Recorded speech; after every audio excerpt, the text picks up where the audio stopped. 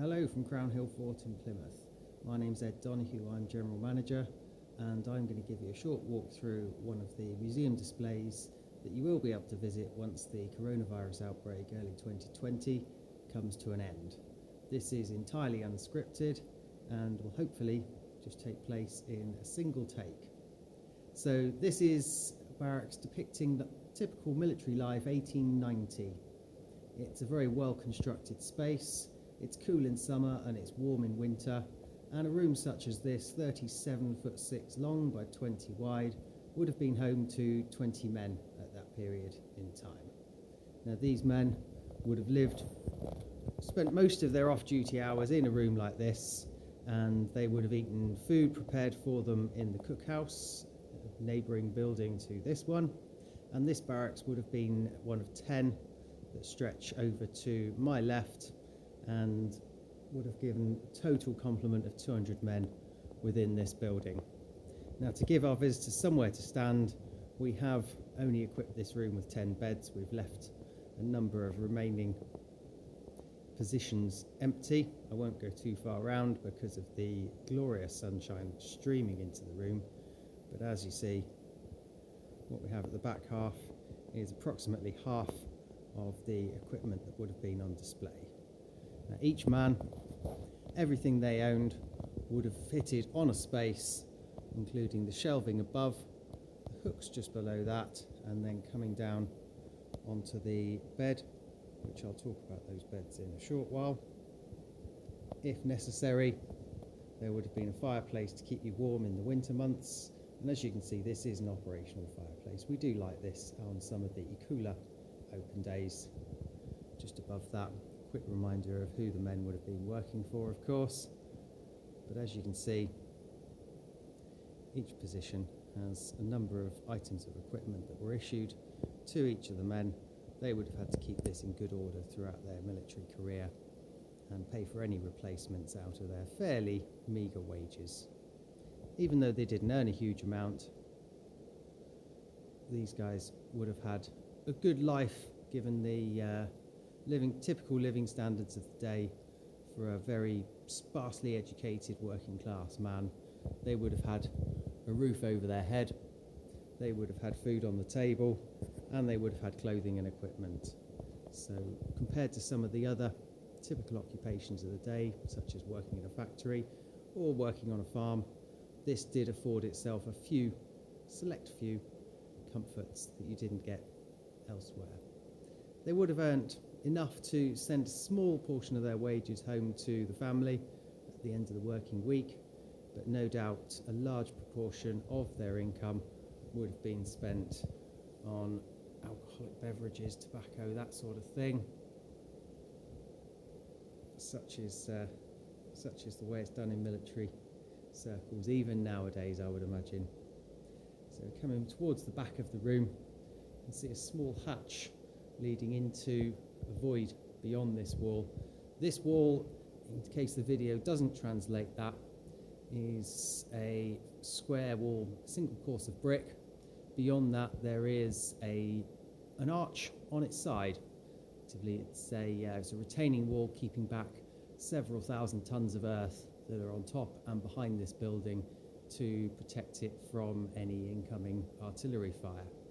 Now, of course, this place was never put to the test, so we don't know exactly how effective that would have been, but ultimately this room is in fantastic order now, so I can't imagine that there would have been too much in the way of issues should this place take a direct hit from above. So as I come back through the other side, you can see we've got it's just coming into shot, there we are, we do have a bugle. These guys would have been woken up 6 o'clock every morning, and then after a short bite to eat they would have got on with their working day, which typically would have been around about 12 hours long.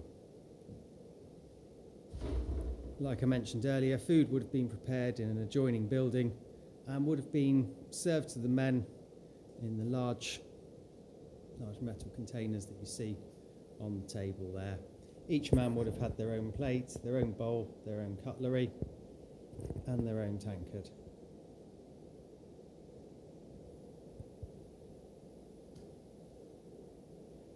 tea, of course, an essential for anybody working in the charitable sector, and would have been something of a luxury in those times, as would tinned food,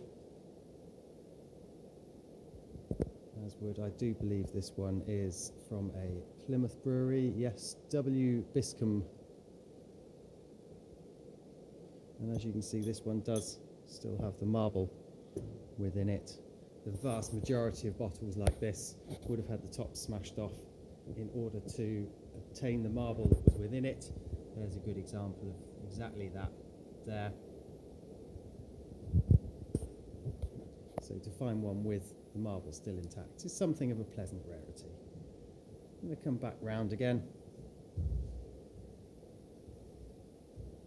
and talk to you very briefly about these beds. Now, as you can see, they're only maybe just over 3 feet, 1 metre long.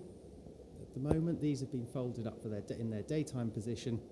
Once they're folded out fully, as you can see by the one at the back, there's not a lot of space between the benches and the foot of the beds. So in order to provide a little bit more floor space, allow the men to move and circulate around the room, each bed would have been folded away. The straw palliasse or mattress would have been folded up, as would the blankets, and it forms a fairly rudimentary seat. And we've got the boots just sat on the edge of the bed there, no doubt without moving them fully underneath. Somebody would have tripped over them at some point in the night.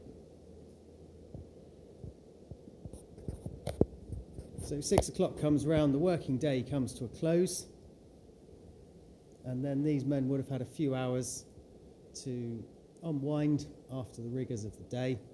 They may have done a little bit of gambling, card games, other things along those lines are very popular. You can see we've got the tankard, we've got the pipe on the table there. Something to do just to pass a few hours until 10 o'clock, when these men would have been confined to barracks for the night and then expected to go to sleep, ready to do it all over again.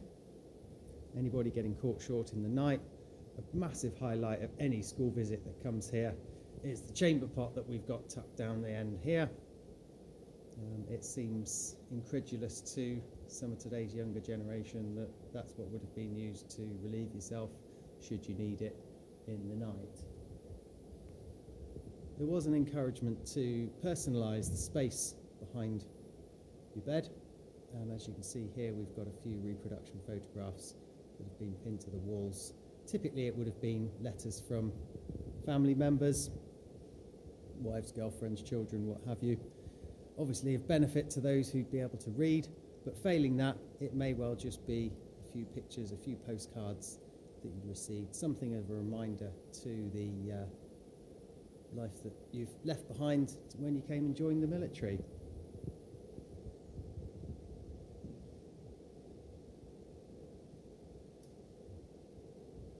One more thing I'll look at. Saturday was wash day, and at these forts there would have been quite a scramble for being the first one into the bath. The tin bath there, it's got the washboard sat within it. That would have been filled up with water and sat next to the fire to take the edge off the cold temperatures. Each man would have sat into that one, given themselves a good scrape down probably, get all the dirt and dust and whatnot from the week off them, and then once the clothes had been cleaned, on they go again, ready for use for the following week. The small object you see there